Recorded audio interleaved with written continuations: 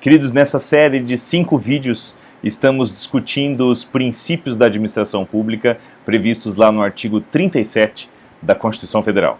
Eu sou o professor Bruno Grego e agora nós vamos, nesse 4º vídeo, discutir o princípio da publicidade.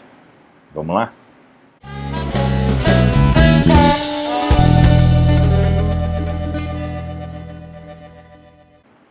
Pessoal, publicidade é um princípio com várias acepções, vários sentidos, um princípio muito importante e muitas vezes relegado a segundo plano.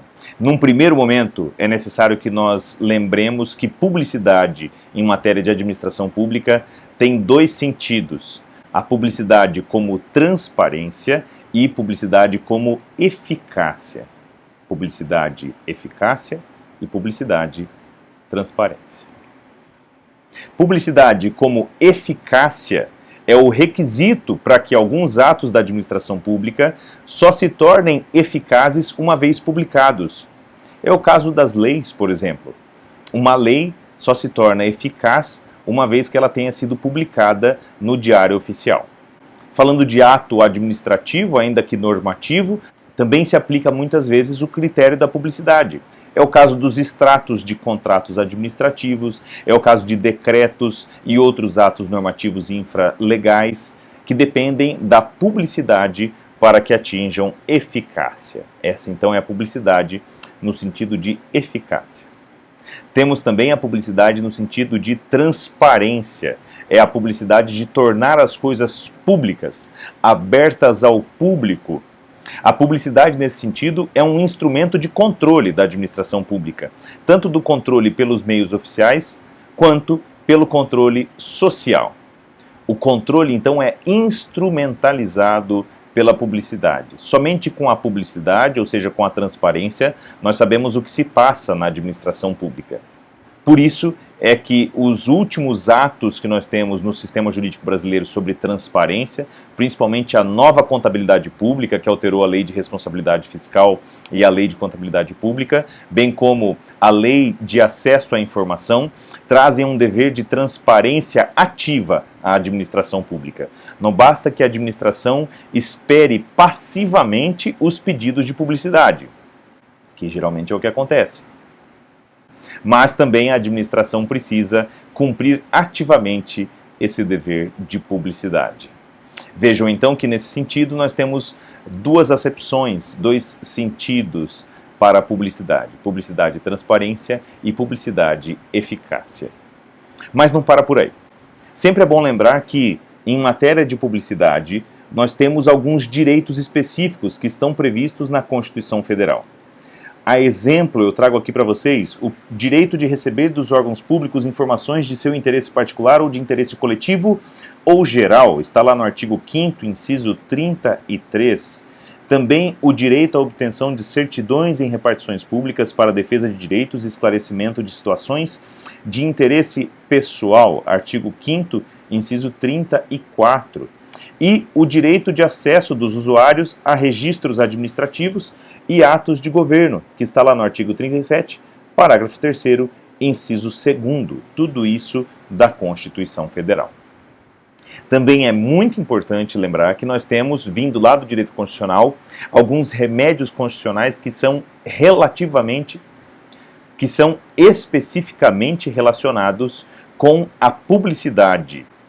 A exemplo, nós temos o habeas data, que está previsto lá no artigo 5º, inciso 72, e o mandado de segurança, que também pode ser utilizado nesse sentido, artigo 5º, inciso 70, ambos também da Constituição Federal.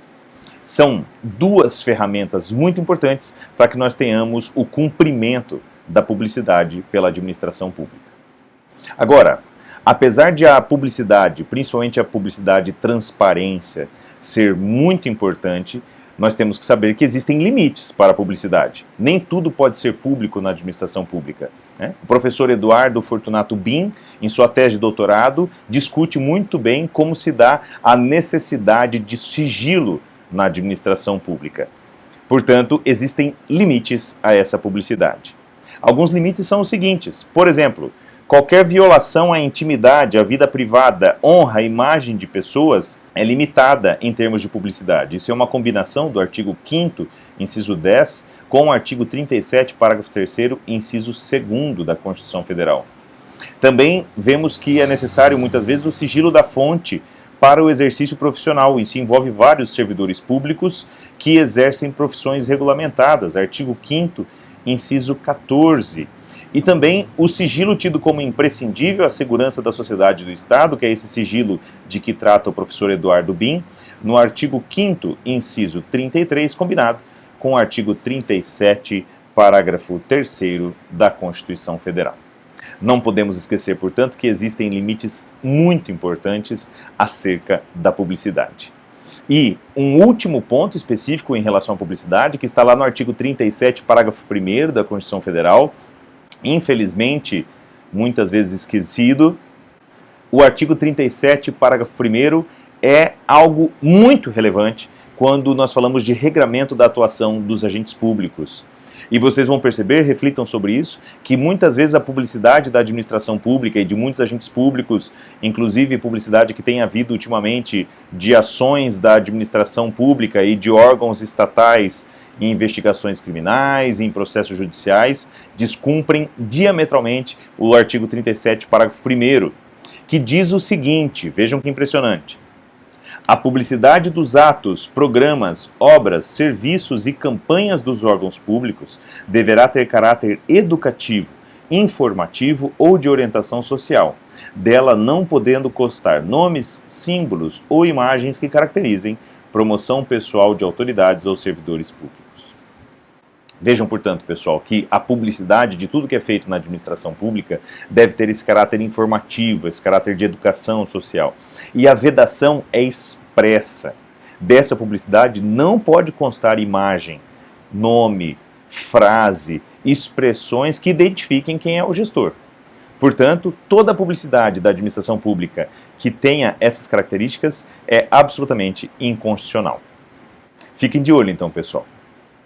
Princípio da publicidade, artigo 37 da Constituição Federal, nosso quarto princípio. Bons estudos!